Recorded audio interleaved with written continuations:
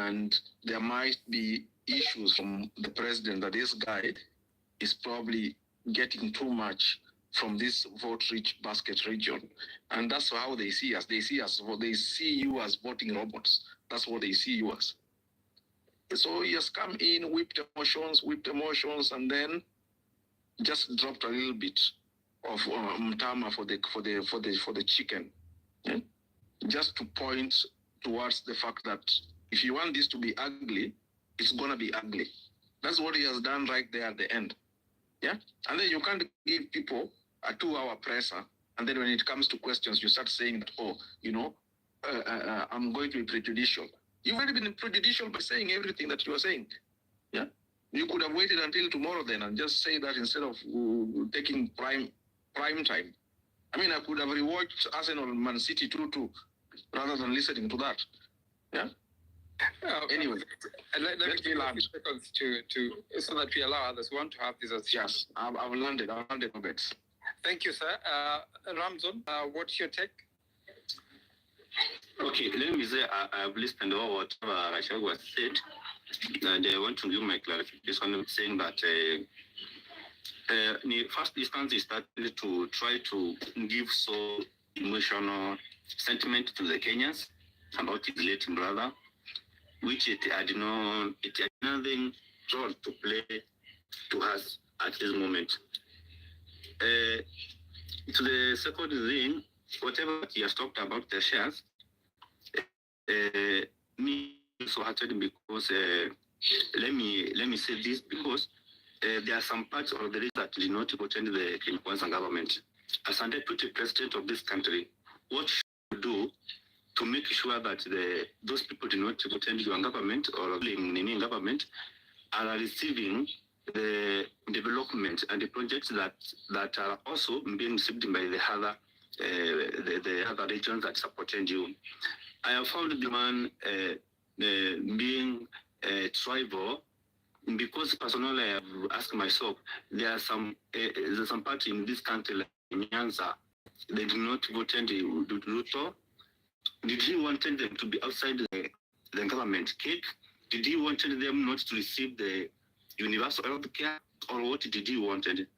Okay, despite that, others are being represented like Nyanza, like Western by Wetangula and Mudavadi. In fact, they decided to move with Ruto because of their interest. So now, when he is talking about the company or shares, that is that term should not come from the deputy president. It should come to just a politician or a secretary general from a party leader. That is the voice we could expect from those people, but not from Gachagua as a deputy president of this country. Thank you. Thank you so much, Shams. That was really good. Thank you so much, Shams. That was really good. Oliver, can I go? Oliver, thank you. Allow me to give you. Oh, thank you so much.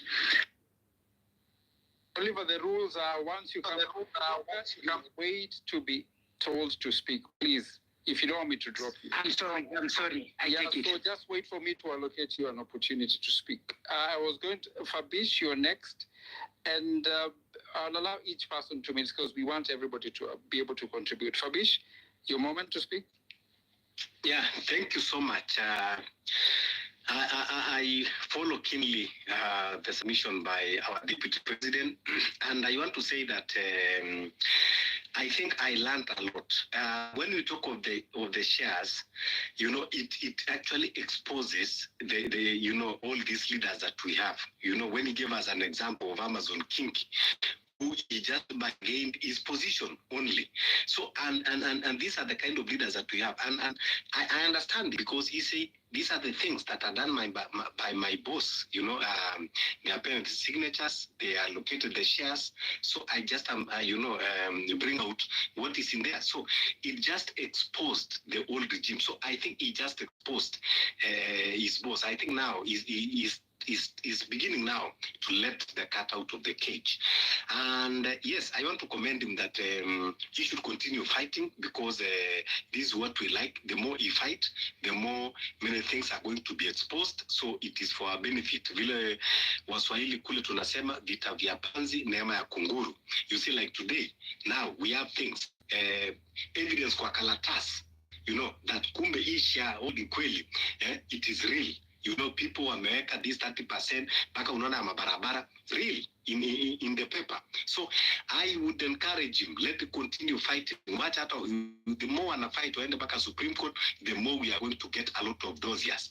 These are the things now that they are helping us to inject the movement, to know the kind of government that are in place. They don't care about the people, they care about themselves. But when one now is denied, then they begin to have squabbles. Thank you so much. Thank you, Fabish, for keeping time. I'd like to allow Mora, and Mora, I'd like you to tell me, when you listen to DP speak, and what are the consequences for some of the things he's saying, and where are the facts? Where is the wheat from the chaff? Okay, thank you very much, Obed. Mine is just going to be a plot twist, because I'm listening to this man talking. I even had to stop. I didn't finish it. And all I could hear was, I stopped at the point where he finished accounting for his property and his family's property. And he talked about, I know people are talking politics. Me, I'm talking families. I'm just thinking as somebody who has gone through these things. And maybe the men in this group will, or people who are listening, or men out there, let me know, would you leave property to your siblings in a way that looks like it disenfranchises your direct family, your wife and children? So when the only thing that stood out to me was the way he kept almost defending the fact that his dead brother left him property, which is fine. I'm not saying it can't happen. It can happen. It can happen in the way that it has been done. But when he was talking about how, the will was written 3 weeks before his brother died, and I'm listening and I'm thinking, yeah, all this can be true, but at the end of the day, the way in which he's defending is something that is so disingenuous about this man. That's all that I picked out from what he said, and I stopped listening. So, sorry, that's the only contribution that I wanted to say, because I feel like there's a plot twist here. And genuinely, at the pit of my stomach, I feel like this man is being haunted from the grave by his dead brother. I think all these other things is something that has come to expose him in a way that he didn't think he was going to be exposed. So that's my humble contribution. So you're thinking he's fighting ghosts, and I think he's fighting ghosts that he didn't realize he was going to fight this down the line. I think he thought he was successful in doing what he did. But when you listen beyond even what he's saying and the things that we know about families, there's a lot of silence that has gone. I know there was very many articles written about, the bizarre nature in which that property was distributed. Not bizarre, because it can't happen. I'm not saying it can't happen. I'm just saying that there's something that is off. And this man is fighting ghosts. He thinks he's fighting political ghosts, but I genuinely think he's being haunted by his dead brother. Well, thanks, Mora. That's another twist to it. Interesting. Plot twist. Yeah, plot twist. Interesting. Thank you very much. Abdurrahman, before I come to you, let me allow Oliver to speak. He was so eager to speak. Let me allow him to speak. I give you 2 minutes. Oliver, quickly start to your Thank you so much, brother. Of course, also I apologize again for my bad manners a little bit earlier. I was indeed eager. Okay. But I wish to look at this issue from two perspectives. And the first one is, of course, it's the political perspective. And the political perspective is we look at the history of this country and how politics has been run for a very long time. We all know it's always about it's my time to eat and all that. And of course, Rigathi Gachagua as a man is not a perfect individual. And of course, we knew from the start that this is somebody to watch in this government because, of course, he is not always measured with these wordings and everything. And let me just mention one thing, and the reason why this impeachment is there is purely because of the 2027 dynamics. Then we will ask ourselves, then with the movement, where do we stand? And I want to agree with the speaker who spoke a little bit early, saying that the more even it continues, the better. But now, of course, where does it leave us in terms of the development and what possibly will happen? This impeachment, barely as it is, if you look at it very, very closely from a neutral perspective, you realize that, of course, it doesn't really meet the threshold. But politically speaking, it is very, very politically correct because these ones are men who are trying to save their neck. The MPs know very well that, most especially in central Kenya, if they don't hound out Rigathi Gachagua, then their chances are a little bit minimal. But of course, also we ask about the dynamics of how this will impact, of course, the chances of William Ruto in terms of the central Kenya vote. But of course, now coming back from a governance perspective, this one also just tells us of how much we've lacked governance in the country in terms of individuals really being accountable, and not just accountable, but in terms of living by the means. And somebody will say, we'll ask a question one day, what's enough? What should somebody really be said to be earning enough? I would really not want to go into or whether the brother and the Ritu really gave it to him or not, because that is an issue that has been there a little bit for a long time, and even that wealth also how it was acquired and everything. So I think for us at the end of the day, we should be looking at this one as Vita vya Panzi vinaendelea. How do you really position yourself so that at the end of the day, then we get the right leadership in this country, and not just so that at the end of the day, we'll not just be talking about regions and who and men and individual as opposed to the people and what they get. Whether Gachagua goes out or he doesn't, at the end of the day, we should be asking what Kenya is going to get, because all of these guys, from the president himself, sometimes I always want to watch men by what they do as opposed to even what they say, because what an individual does will really tell you exactly who they are. All of these guys are corrupt. All of these guys are tribal. That is it. Thank you so much. Oliver, I'm sorry. I don't want to cut you short. I'd like us to really try and measure ourselves to work within the time frame, because there are so many people who like to speak, and I would like to allow as many people as possible. Thank you. Thank you, Oliver. So if you've spoken, I'll probably drop you to allow others to come on, because I want as many to speak. Abdurrahman, what is the effect of this? What are the consequences? And what is the benefit to Kenyans from this? Thank you so much, Obet. Greetings to you and Nizani. I start by declaring my interest in this matter. I am from Murima, and I spent my childhood in Murima, though I later relocated to the coast. I do not support Gachagua. Actually, I do not care what happens to him, because he does not represent what I stand for as a human, my aspirations and my dreams. He does not represent, and the kind of a leader that I do. Having said that, I want to say, coming to your question on what this represents to Kenyans, I think one could be a useful idiot to us as a movement, as a revolution, we've been agitating for change, getting to know the inner intrigues of power play, how negotiations happen, and how they're used as pawns and during election times, and people are able to the aggrandizement and their sharing of their powers they present to us as these are the amount of people that I bring to the table, these are the votes I have, and they carry as that's the most important lesson that I've learned.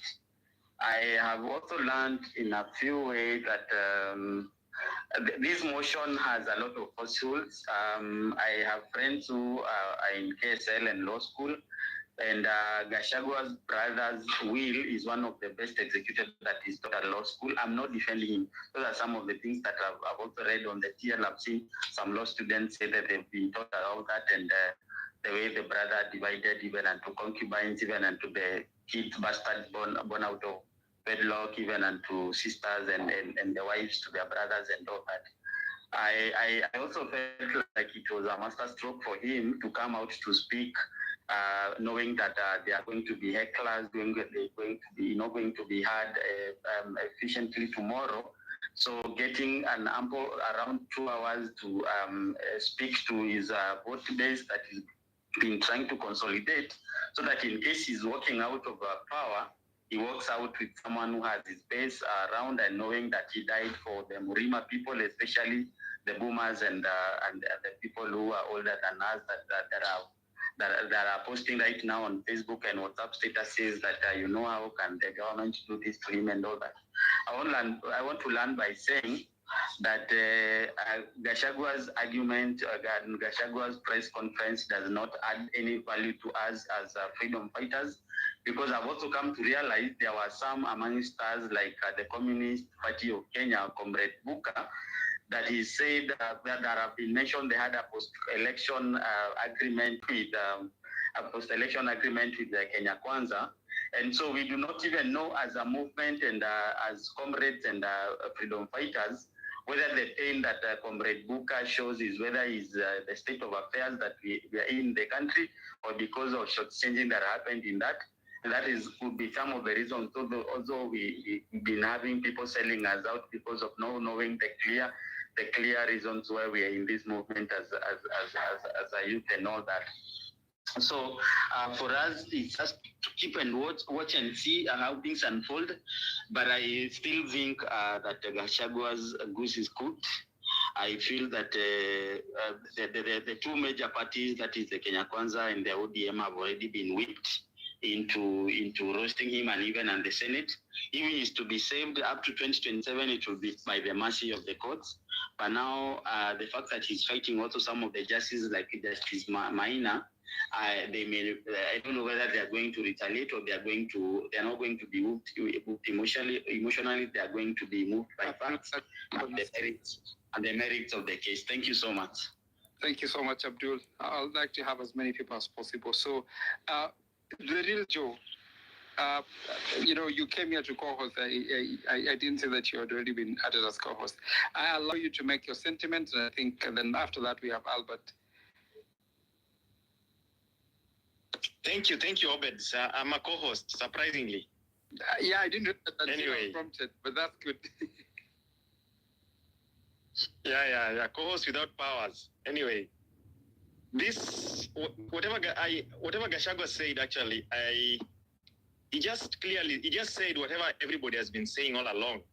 He's still a tribal man. He's defiant in his speech. But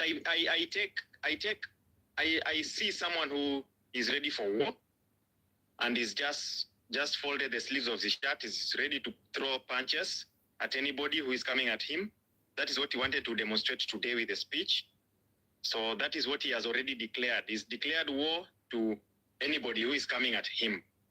He's also trying to persuade just the political, push a political narrative, just like maybe Abdul has said. He's trying to also push a political narrative, because tomorrow it's going to be another totally different process from whatever we've seen today. So he's trying to push the narrative as early as he can.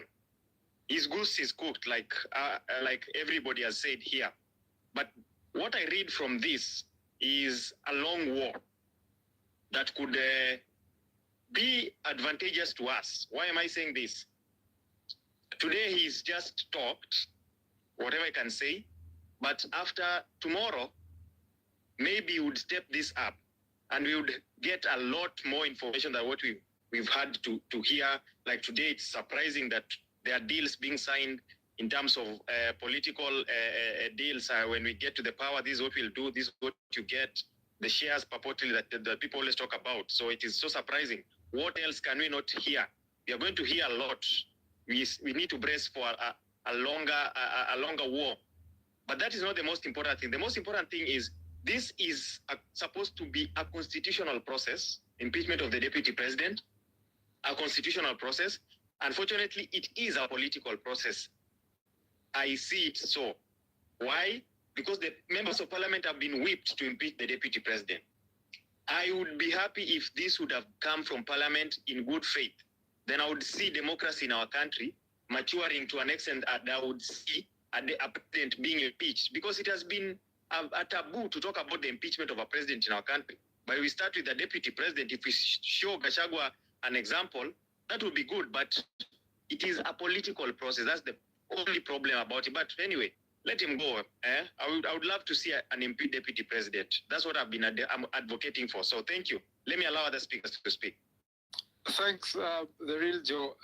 Albert, you've listened, and I think I want to put you on the spot partially, because this was your man supported, and I want to hear, because it was the presidency is one ballot. So what's your take, and what is it that he has done today benefits us? What does an impeachment on the DP, what does it mean to us as Kenyans, and what difference would it make? And what are the consequences? Does that mean that, as it stands, if it happens, this guy then it sets the precedence for other things to happen and ensure that we can have governors and everybody else, taken out of office, and maybe test the constitution to its limit? Albert. Thanks, Albert. You, of course, thrown me into the deep waters, but it's a good question. I think for me, so the take home, of course, from the just from what we just listened to, I think like everyone else is concurring that we think the DP is roasted. I think it's he's trying to make his statement known, and actually to maybe put his foot down and tell the president that he's also not going down easy. According to me, it was really uncalled for to actually have this press briefing, but as you've seen, he's seeking all the attention. That's what he's done. I think he's trying to have all the attention on him and set the course and let us discuss him, or maybe let the parliamentarians think twice. But for me, I actually think it exposes a rot in our society. It exposes the issues like what we saw earlier with the conflict of interest bill, the Senate removing some of the clauses that actually put accountability on the elected leaders. So it shows us that any elected leader in our country, immediately they start doing deals, and immediately families, everyone related to them, start acquiring wealth. They're now exposing more and more wealth from different, things that we never knew of, but you now know that this person is related to this, and they all have wealth. They own this road, they own this. And I think he's maybe checking the president and also telling him, yeah, your kids also have offshore accounts somewhere and everything. And I think it's a muscle play. I think the president, first of all, if he lets it slide, then he's seen as a weak leader. In my opinion, Ruto was almost away in the first 2 years. We always complained about him being away, in my opinion. And in this time, Gachagua was in charge of local politics. What I mean in charge is he headed cabinet meetings. So I expected that. I think Gachagua needed to be a symbol of unity, and of course Ruto was trying to maybe have a lot of multilateral ties and also maybe put Kenya in the image of, like in the limelight, or their KK government actually to be known outside or to gain favor outside. What we saw with the state visits and everything else, that he was going to Europe all the time. I'm not excusing him for being away, but I want to show you that I think we now see the failures and how things got to the revolution. And I think Ruto now, or politically, immediately, of course, finds fault with this in this period that I think he's been out, and the leadership at home has not been actually stable. So all that politically, of course, he had to withdraw the bill. So politically or as a leader, definitely blame has to be put somewhere. And I think the fallout is also been seen that, of course, it shows us that from then, they were still not having good working relations. And I'll give you a minute to land. Perfect. Where does this leave us? I think, of course, it sets precedence, and we see that definitely this is possible in the country. He knows, I think President Ruto knows that it's actually also something that might bite him later. But also remember, the newspapers have also told us that President Ruto has now invited IMF to come and do some corruption auditing in the country. So I think everything is timely and he knows what he's doing. I think Gachagua definitely is now collateral damage. He will be pinched. According to me, I think he will be impeached, or it will go all the way to the courts. I think he has already also mentioned this. He's already talking about how the courts are fair and everything. And I think as Kenyans, we will now maybe have seen that it's possible, and then probably we can advance it to the president. But it won't be an easy fight. I think also Ruto is really able to fight politically. You've seen that he's almost ahead of the steps often. I think that's what I'll let you land so that I allow this others to speak. What I'm hearing you say is that Rigathi Gachagua is collateral damage, and probably somebody has to take the failings of this regime. They have nothing to show for the last 2 years, and the consequences of their ineptitude obviously now being lumped is the scapegoat. Ras G, what's your take, and what's the benefit of all this? Is it a political game to divert us from the issues that the country is facing, or it is true that Rigathi Gachagua is a man under siege and must protect his own interest? Thank you, Obed. Those are two questions, but allow me to answer it as a politician. I'm a politician. Sasa, Leo, allow me to wear the political lens, if you can allow that. You have 3 minutes to do that. How you condense that, up to you. Okay, sawa. First of all, Deputy President Rigathi Gachagua is using the same playbook his boss used during the campaigns. First of all, you whip the emotions, you make sure that the people. So, William Ruto, I think, at some point underestimated Rigathi Gachagua capabilities of using the same playbook. So the same playbook Gachagua may unleash.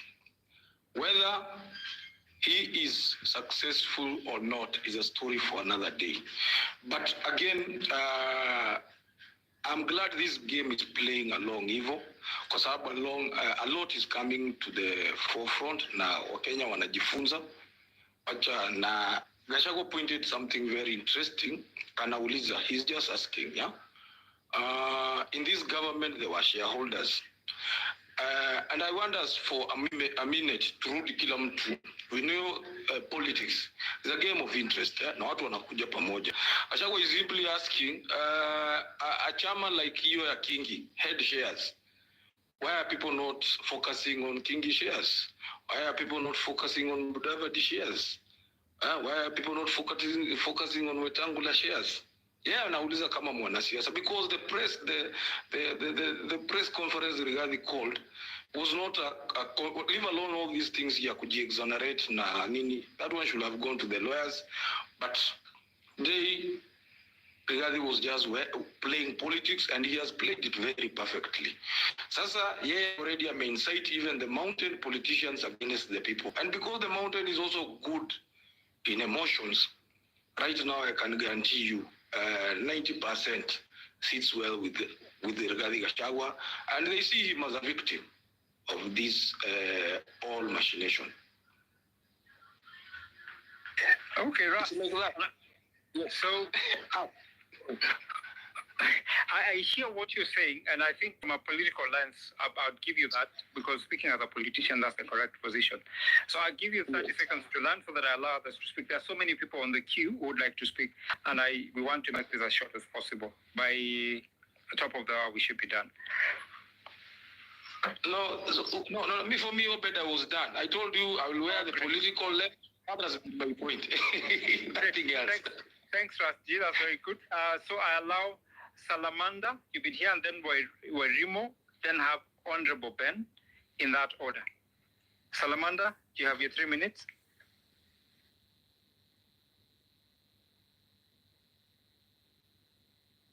Can anyone hear Salamander? No, he's not talking. Okay, we can't hear you, Salamander. So we go to Wairimo, then Honorable Ben. Wairimo, you have your 3 minutes. Good evening. Can you hear me? Yes, 100%. Yeah. I will make my submissions very short. One, first and foremost, I am from Nyeri County and Madeira, to be specific. The man who has just spoken was my former MP, if I may say. And one thing you know, that he was not addressing Kenyans. Yet he was not addressing common Mwananchi, no. He was addressing his political enemies. Those political enemies were once his friends. And they knew about his brother's will, about how he was the administrator, to the extent that there was a time he was running the county government of Nyeri for some few months, close to 1 year, after the father died, and the deputy governor was just some flower girl, if I may put it. And you don't expect that Rigathi Gachagua has told you the truth. He has just told you what he thinks you need to know. True or not true?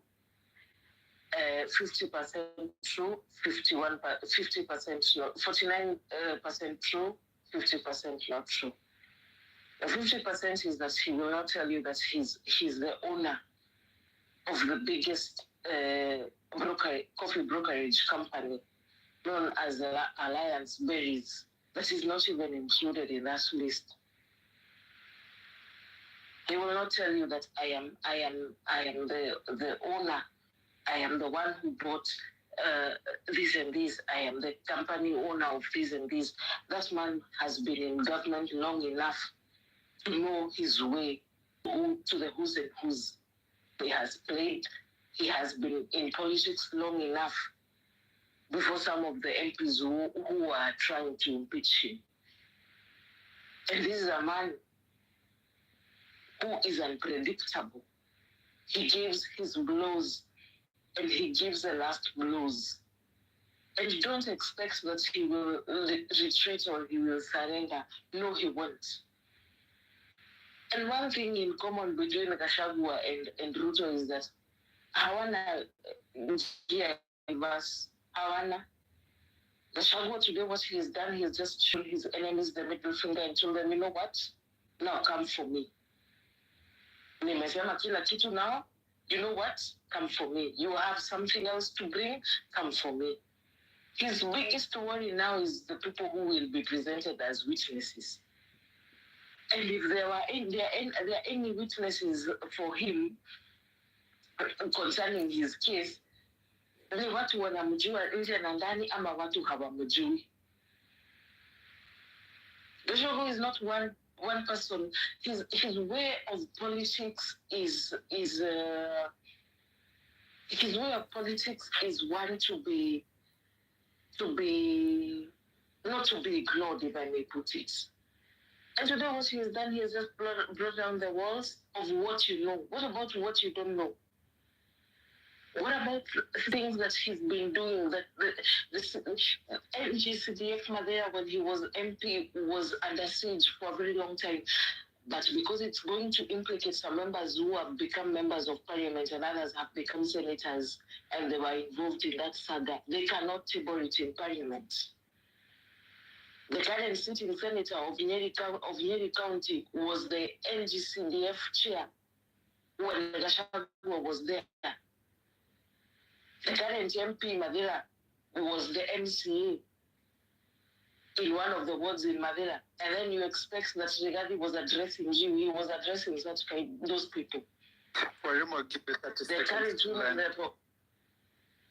the current women rep of Moranga, who has been anyway, always, they have, Gachagua and the father have political connections.